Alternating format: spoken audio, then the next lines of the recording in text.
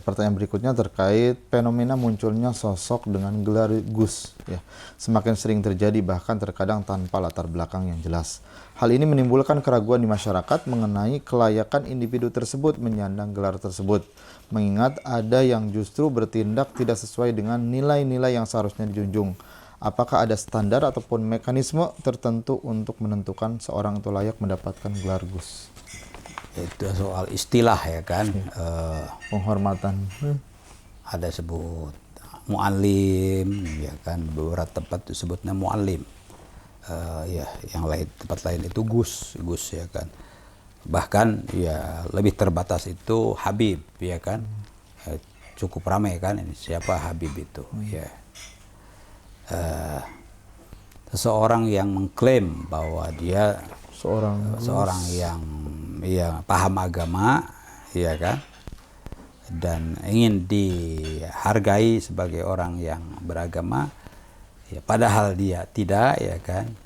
Disebutkan dalam hadis itu lam yajid arfal jannah, dia tidak akan mendapatkan wanginya surga.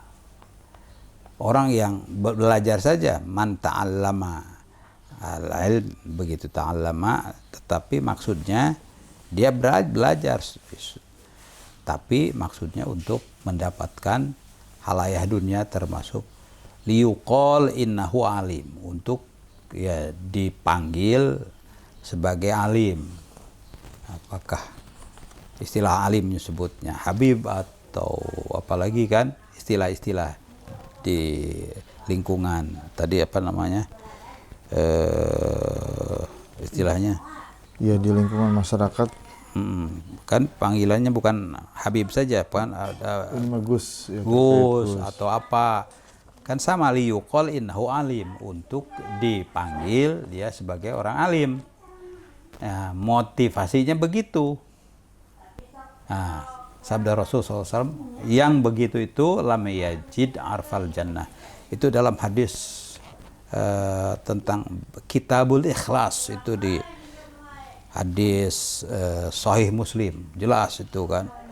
Jadi beratnya masalah ikhlas itu ya. Jadi sampai ya panggilan ya itu ya mengancam seseorang itu untuk ya diusir ya kan, bahkan dihalangi untuk mencium wangi surga ya kan. Wanginya saja kan dihalangi, dilarang oleh malaikat kan. Jadi kamu itu termasuk orang yang ya suka disebut ya kiai alim, padahal ya tidak akan begitu. Itu hanya untuk apa, prestis atau untuk sebutan-sebutan. Nah ini bahaya ya kan. Jadi kalau ada orang yang biasa nggak sengaja ingin menyebutkan begitu atau melalui orang lain ya supaya dia dapat ya liyuqal innahu alim, nah ini ditolak oleh Rasulullah SAW. Ya kita memanggil seorang itu alim, ustadz, kiai, yaitu secara ikhlas saja, ya kan. Kalau ya memang faktanya dia orang alim, ya secara akademis ya dia ya memang apa, keluaran pesantren, keluaran university atau apa kan, dan akhlaknya, yang penting lagi akhlak dan tentu saja wawasannya adalah standar lah ya, iya kan. Ya kita juga bisa oh ini ustadz ya, lalu ya ini oh ini apa kiai, kan bisa, itu nggak apa-apa kan disebut seorang itu ustadz fulan, alhamdulillah ya. Yang fulan lagi ya dia ajengan fulan ya kan. Nah itu ya tidak salah, karena masyarakat menyimpulkan bahwa memberikan penilaian ya si fulan itu ya kelasnya ustadz lah ya. Kalau ustadz kan alim, tapi ya secara umum lah ya, akhlaknya baik ya, ilmunya juga standar. Tapi kalau sudah apa ajengan naik tuh ya kan. Dan masyarakat tidak perlu diajari, oh itu ajengan, apalagi oh dia kiai itu kan naik itu kan, jadi pengakuan saja daripada masyarakat ya kan, bukan orang itu ingin ya dipanggil, diakui seperti itu adalah sukarelaan masyarakat begitu. Wallahu a'lam. Baik, terima kasih atas pencerahannya. Ya. Pertanyaan berikutnya, apakah dalam Islam diperbolehkan mengonsumsi obat yang diresepkan oleh dokter untuk mengatasi sakit tertentu?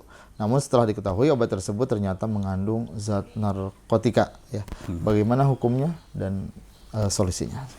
Ya, itu kan babnya mengkonsumsi apakah makanan atau minuman, ya termasuk obat-obatan kan, tentu ya halal dan haram kan begitu.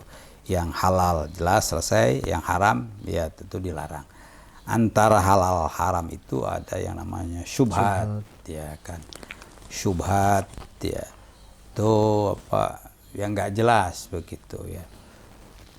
Ya, itu tentu saja tunduk pada pertama ada keterangan dari agama, ya kan, baik ayat ataupun hadis, hurimat itu kan diharamkan, udah itu kan keterangan agama harus diterima itu kan, atau fajtanibu, jauhilah, jangan lakukan, nah itu kan itu keterangan dari agama ya. Atau ya belum ada keterangan dari agama tapi ini merupakan ya perkembangan ya kehidupan ini, oh soalnya ini madarat atau maslahat. Nah itu kan itu juga dari kaidah agama. Allah menghalalkan yang maslahat, yuhillu lahumut thayyibat wa yuharrimu alaikumul khaba'is. Ya, Allah menghalalkan yang thayyibat ya, ya, dan mengharamkan yang khaba'is, termasuk makanan atau obat-obatan. Kalau ternyata hasil kajian lab dan lain-lain, apalagi keterangan resmi dari pemerintah bahwa ya obat-obatan tertentu itu berbahaya, maka wajib dihindari. Taat kepada pemerintah, ya taat kepada ya ilmu itu kan. Jadi bagaimana dalam kasus ya seorang itu belum dapat obatnya gitu kan, gimana itu kan mungkin. Nah, ini lagi-lagi kepada kajian ilmiah. Ya, kalau menurut lembaga keilmuan atau ahli keilmuan di bidangnya, dan itu alim yang ma'mun, yang dipercaya, mausuk bihi, yaitu muslim. Kesaksian itu harus adil. Orang yang punya kesaksian keilmuan, kesaksian pengalaman itu kan, bahwa obat-obatan ini obat-obatan yang khas, apalagi herbal sekarang ya kan.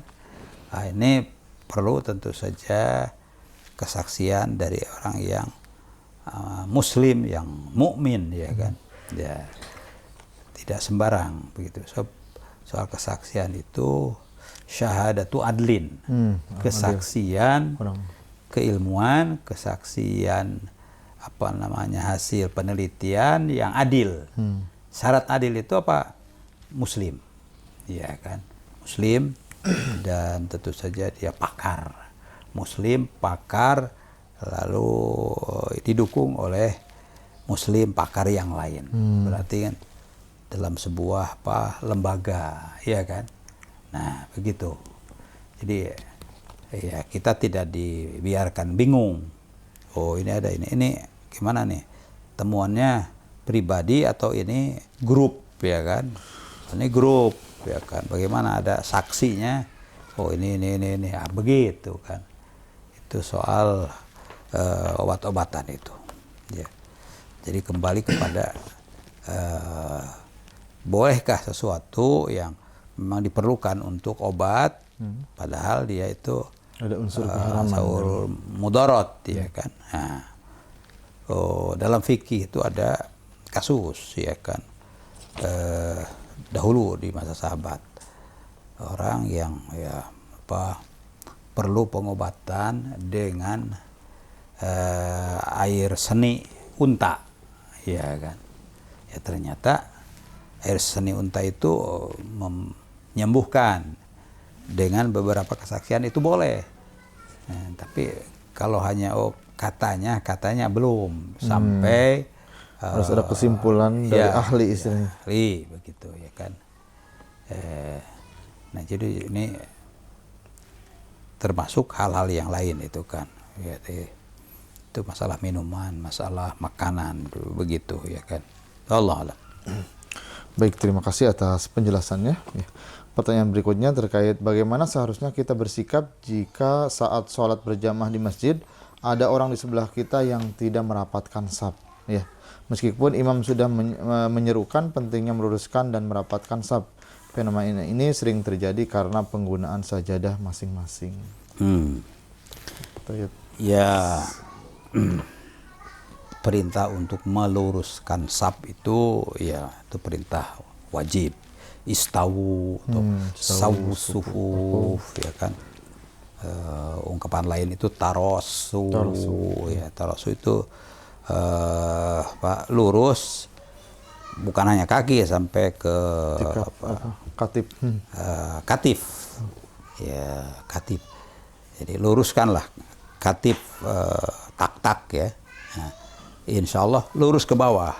Jadi bukannya dibalik, ya, memaksakan meluruskan kaki, ya, padahal ke atasnya ya tidak lurus kan itu. Nah ini secara teknis juga begitu. Jadi istilah yang lebih aplikatif itu, ya, istaqimu, luruskan itu lebih umum, ya, istilahnya. Tapi kalau sawu sufuf, luruskan saf, lebih umum. Kalau menuntut lurus kaki, yaitu bisa lurus, bisa hanya kakinya saja, tapi ke atasnya tidak. Tapi istilah yang lebih pas tuh tarosin, ya kan.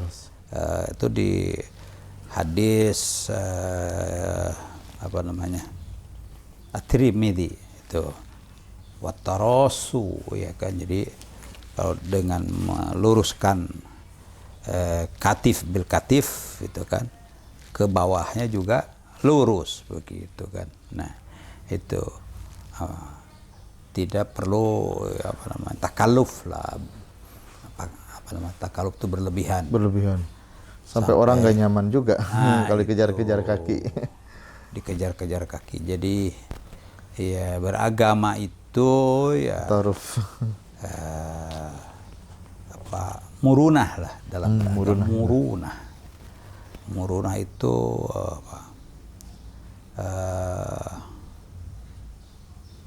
nyaman lah, ya, nyaman beragama itu. Tasyaddud itu man syadda, ya, siapa yang berlebihan, ya, syadda alaihi finnar, bisa ujung-ujungnya ke neraka gitu, karena syadid dalam sikap ya, beragama. Itu. Ya, murunah itu wasatiyah kan, membuat orang nyaman, diri sendiri nyaman, ya, yang lain juga nyaman. Dan di situ ada ta'awun, kerjasama. Seorang itu perlu mendekat, ya, tapi dengan lin, ya, dengan kelembutan. Ya. Linu, ya kan, itu perintah Nabi juga. Walinu, ya, bainakum fil manakib. Jadi lenturlah dalam jajaran mankib itu, tak-tak, ya. Ya. Itu lin, ya. Bukannya dipaksa-paksakan begitu. Walinu, ya. Jadi begitu. Jadi tentu perintah-perintah Nabi itu, ya, dia juga terus, ya, dari mereka yang paham juga menjadi diperhatikan ya kan, soal tarosu kan, mulayanah dan tarosu. Mulayanah itu ya bersikap lembut begitu kan, lembut ya, walaupun menegur ya dengan baik ya, bukannya ya kemudian diinjak ya kan, ya kakinya diinjak gitu kan. Ya kan ada yang berlebih begitu kan. Jadi demikian itu ya. Baik, terima kasih atas penjelasannya. Ya, pertanyaan berikutnya, seberapa besar pengaruh media sosial terhadap pandangan hidup generasi muda, dan bagaimana kiat kita bagi kita para Gen Z bisa lebih memilah dan bijaksana dalam mengonsumsi segala sesuatu yang ada di media sosial? Ya itu ada ayat kan, arahan umum itu. Ya ayyuhalladzina amanu jtanibu katsiran minadh-dhanni. Ya, in ja'akum fasikun binaba'in, berita, informasi. Media sosial itu kan menyediakan Informasi ya, yang dahsyat, informasi segala macam. harus selektif. Fatabayyanu, ya kan, dicek sampai dipahami, selektif ya kan kita. Kalau tidak paham sendiri tanya kepada yang lain, ini bagaimana ini kan. Jangan sampai karena kita tidak selektif ya akhirnya kita celaka. Ya, fatabayyanu an tusibu qauman bi jahalatin fatusbihu ala ma fa'altum nadim. Ya, jangan sampai satu kaum, satu kelompok itu karena kejahilan, ya tidak selektif, tidak paham dengan keaslian informasi, tidak cek dan recheck begitu kan ke sumbernya, sehingga menyesal karena kejahilan kalian itu. Nah itu. Jadi ya, dan mungkin akan banyak ya kan korban-korban ya itu dari kurang selektif, kurang cek and recheck, kejahilan dalam istilah Al-Quran itu kejahilan terhadap informasi yang ya beredar. Nah, dengan kejahilan itu mengakibatkan penyesalan, lalu ya, celaka. Begitu dalam surat Al-Hujurat ya kan. Jadi harus hati-hati, akhirnya ya harus nyakola lah, ya kan. Selektif ya. Ya selektif, ya tanya kan begitu ya. Wallahu a'lam. Baik, terima kasih atas pencerahannya. Ya. Selanjutnya, apa yang menjadi penyebab utama birokrasi di Indonesia masih sering terbelit-belit sehingga berdampak pada melemahnya partisipasi masyarakat, di mana hal ini bisa membuat masyarakat merasa enggan ataupun malas terlibat dalam proses-proses administrasi dan pelayanan publik? Ya, sebagai sesama warga, ya masyarakat, walaupun bukan pejabat, ya kan, itu ada kewajiban ta'aruf dan ta'awun, ya kan, saling mengenal. Kalau sudah kenal itu kan akrab, lalu membantu. Oh si fulan itu tetangga saya, bantu, kan begitu. Jadi perlu ta'aruf supaya ada ya kesediaan untuk membantu dan siap dibantu juga. Apalagi sebagai ya pelayan publik itu harus menjadi satu kewajiban, ya kan. Ya, bahkan Rasulullah SAW mengarahkan kepada sahabatnya yang diutus sebagai pelayan publik ke negeri Yaman, ya kan. Ya. Ada Muadz, ada siapa lagi ya disebutkan bahwa kalian akan pergi ke negeri Yaman. Di situ tuh budayanya beda dengan orang-orang di Mekah, di Madinah, begitu kan, harus tahu gitu kan. Maka nanti sampaikanlah kepada mereka itu dakwah Islam dengan cara yang baik begini. Lalu dalam masalah pergaulan sosial, ya kalian harus yassiru wala tu'assiru. Nah, gitu kan. Permudahlah dakwah Islam ini, informasi itu untuk mereka harus dipermudah, wala tu'assiru, jangan dipersulit. Ya. Wabasyiru wala tunaffiru. Ya, kalau kalian menyampaikan hal-hal yang memberikan kegembiraan, ya kan? Bukan membuat mereka itu takut, itu. Lalu watatawa'u wala takhtalifu, kalian harus ya saling membantu, berkolaborasi istilahnya, jangan berselisih. Jadi perintah saling membantu, berkolaborasi itu perintah Nabi SAW, ya kan. Nah, dilarang untuk wala takhtalifu, jangan saling berselisih, konflik, berselisih, jangan itu kan. Wallahu a'lam. Baik, terima kasih atas penjelasannya ya pemirsa yang berbahagia. Alhamdulillah pertanyaan-pertanyaan yang masuk sudah dijawab. Untuk itu kita akhiri ya menjelang Ramadan ini dengan doa. Allahumma shalli wa sallim ala sayyidina Muhammad wa ala alihi wa sahbihi ajma'in. Amin ya Allah ya rabbal alamin. Allahumma barik lana fi Sya'ban wa ballighna Ramadan. Amin. Allahumma barik lana fi Sya'ban wa ballighna Ramadan. Amin. Allahumma ahilhu alaina bil yumni wal amni was salami wal barakah.